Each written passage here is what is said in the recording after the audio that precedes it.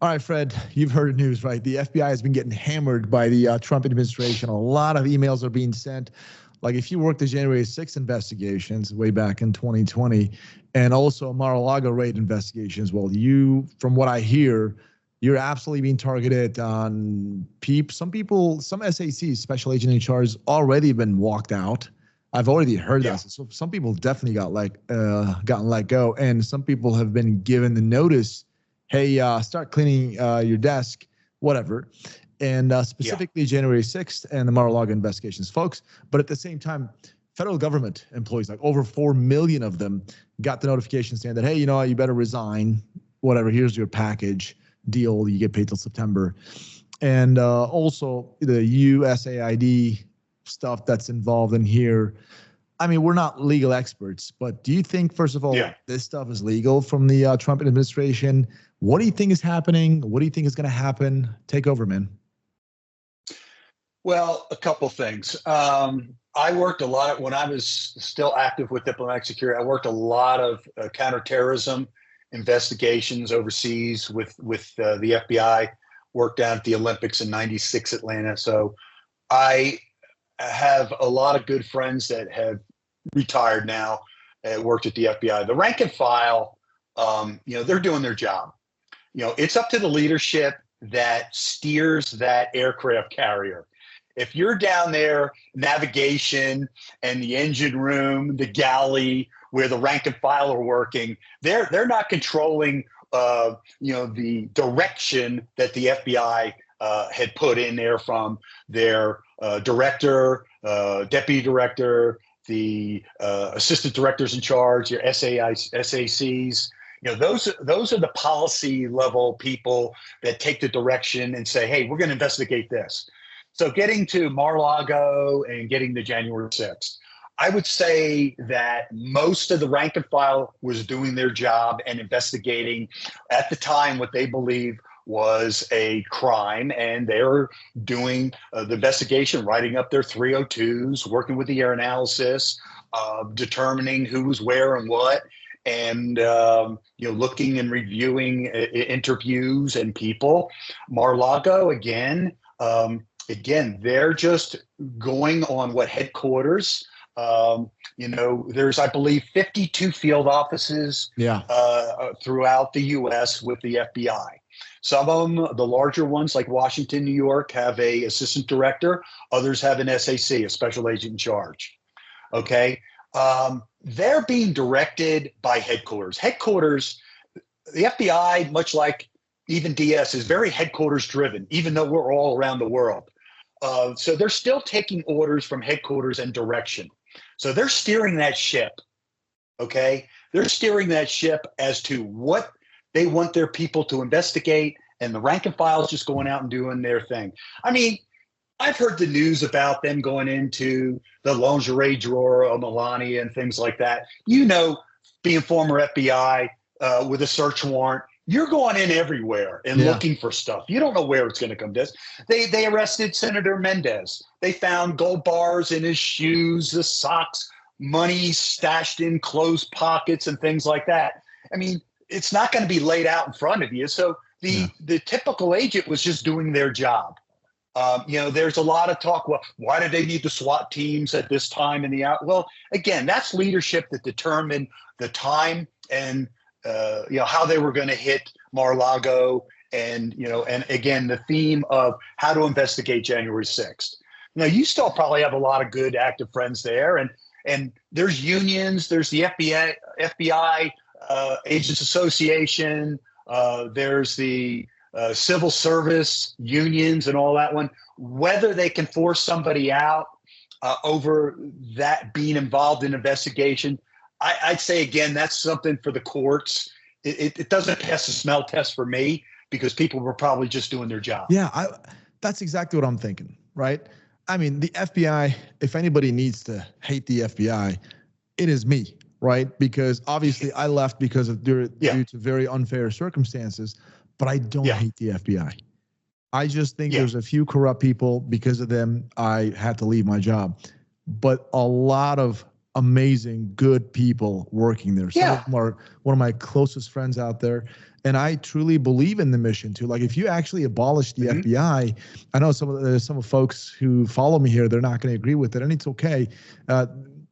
I'm with those folks. You know, that there's some things the FBI does. It's not all that good, but there's certain things the FBI does that's very, very good, like national security stuff. Dude, FBI stops attacks all the time. People don't know about it. People don't talk about it. So those agents, like I would just have my supervisor would come to me and be like, hey, Kai, I want you to work on this, look at this lead, look at it, that lead. And I would just honestly look into it, follow the law, the procedures, all of that stuff. Well, a lot of those agents were probably just doing that. And suddenly all of them being attacked out of the blue. I am not on board with it. I don't in any way condone that because just because you worked January 6th investigation. Now, I'm not saying anything about the January 6th event itself. That is a completely separate thing. I'm just simply talking about an agent just being in like, hey, I need you to investigate. You're going out and you're investigating for the facts. You don't determine whether the arrest is going to go. That goes to the court, the Justice Department, whether they're going to prosecute. And exactly. And that could have been weaponized. But the FBI, you're right. Certain parts of that was such as the leadership, definitely. Yeah. But your typical office group that's going out and doing the investigations, they're collecting facts. And again, January 6th, I think about some of the investigations I did and somebody taking them political and going, whoa, he did this or he did that. And I'm like, working the World Trade Center bombing, the first one with Ramzi Youssef, and the Doha bombings and the OPM Sang bombing in Saudi Arabia, the killing of the NSA people in Karachi. And you're going out and I'm collecting facts and working with the Justice Department, the AUSA who's with us, and he directs us. And I go out and interrogate and interview. We're operating not like the movies where you're just going out and making a case for yourself. You're under specific guidelines of where you go, what you can do, and reporting back. And if it goes into the big machine and the big machine politicizes it, so be it. But you're right. I feel for the street agents, the rank and file, who are kind of getting thrown. And even over at the agency now, I heard that popping up. They're going to look at that. And I heard, the agency and pretty much any federal government, but FBI specifically because of the Maralago raid and the January 6th. Yeah, exactly. So that is a very political thing, and I'm not going to get into that. Political. But when it comes to the actual line agents getting across the country attacked for working a case, hey, listen, I can't get on board with that. I don't, as a former agent myself, former law enforcement guy myself, are there corruption? There's corruption everywhere, right? But a lot of those agents are good people. They're just trying to do their job. Yeah. And folks who don't agree with me, we can agree to disagree on this one. But I was in there and I saw some good, honest people.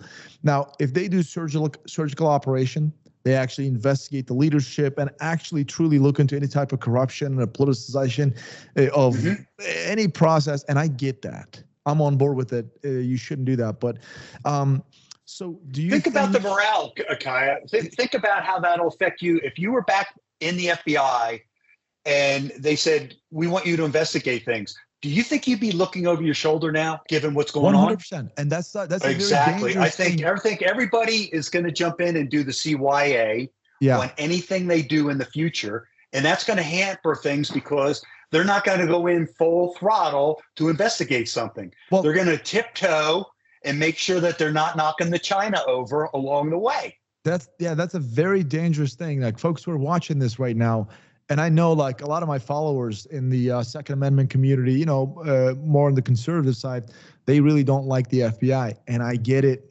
As I said, I've had a negative experience as well, but at the same time, positive experience. And I got to be honest here. I got to be fair here to everybody. And not all of them are bad, just like anywhere else. But dude, they stop so many potential terrorist attacks and bombings and a bunch of really bad things well before it happens and nobody ever even talks about it. FBI does this. Like a lot of foreign governments operate in the United States secretly, and the Bureau just catches these people. it is insane the stuff they do. So it's a very dangerous precedent to set to go after agents because they investigated a case that politically doesn't maybe align with you. And then, oh boy, I believe surgical operation is a must. You got to investigate everything, fact find certain things. If there's any corruption, deal with that, but don't do a blanket enforcement of some sort. I mean, you and I've had a lot of discussion. We did a podcast with the Secret Service and looking at this again, leadership. Yeah. Now they're under a whole new regime of leadership. I think some more heads are going to roll over there at the Secret Service. But if Kash Patel gets the Senate approval, which it appears probably on party lines, it'll be a 47 by one vote if he gets it. One vote. If even one Republican dissents and J.D. Vance has to come in, it is what it is. Yeah. But hey, a win's a win. If he gets in, if he gets confirmed, he's confirmed. Guys don't like the guys that I've talked to in the FBI. Some of my friends, they are very anxious about him getting confirmed. Yeah, I mean, from what I saw and how he handled himself in the judicial subcommittees of the Senate during his confirmation hearings, he seems that, number one, he's a former prosecutor, he's a former defense attorney, so he's been on both sides, and he's also been the recipient of a political witch hunt. So he's kind of got it all. He's got the law background. He handles himself well. I saw Senator Adam Schiff going after him, and I'm thinking, you were held in contempt and censored. And how dare you? You know, but that was the whole thing.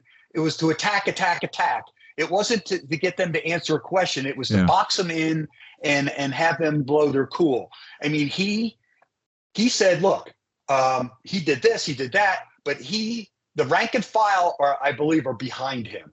To go. I would say probably mid-level leadership is probably thinking twice if they've got a job, because he'd probably come in and clean house, and people are going to move up. You can only put so many political appointees in the FBI or diplomatic security. I agree. You need career people to hold that thing moving forward. But he gets the right leadership in with his team, and I think the morale. I mean, look at what Hegseth has done with the military. Oh, he was only a major, and he wasn't this, he wasn't a general. Hey, recruitment's gone up already because he's broken the mold. I believe it. The recruitment is going up already in the armed services. They're trying something fresh and bold, and that's what Trump's doing.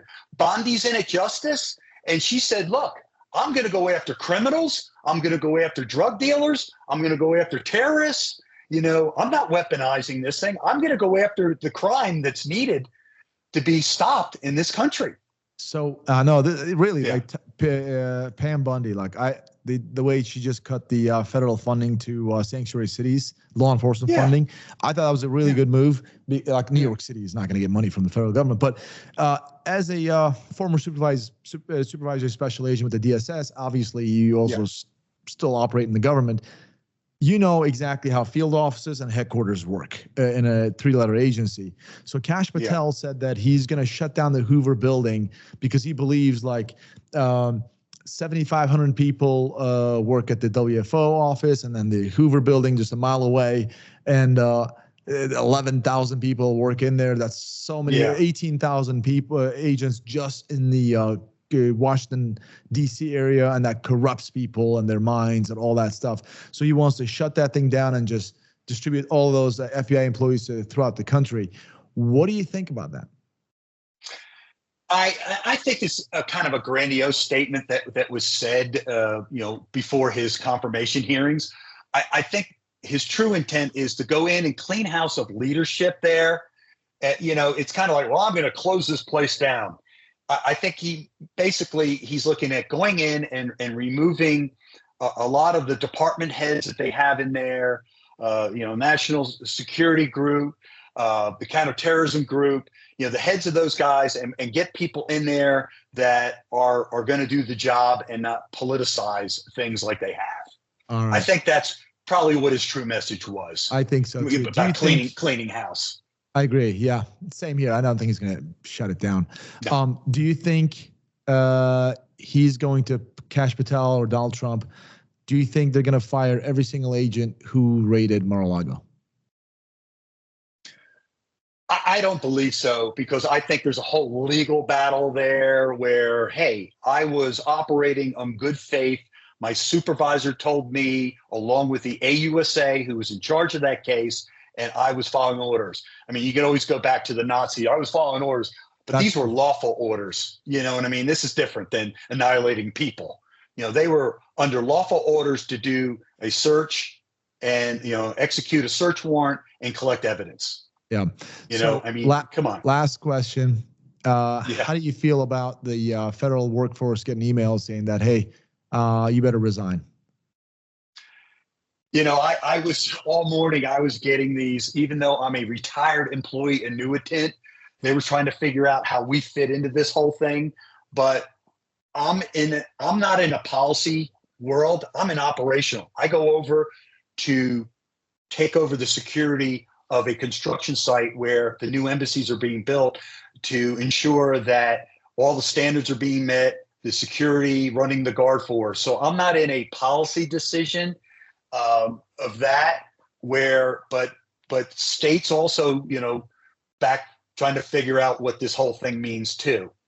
I think that you've got, I mean, in the mid 90s, I was an essential employee, so I survived those rifts when, you know, the government shut down and people went home. Well, you can't just stop the government. Certain things have to happen. We're doing protection of people and personnel. You can't just drop it or people get killed.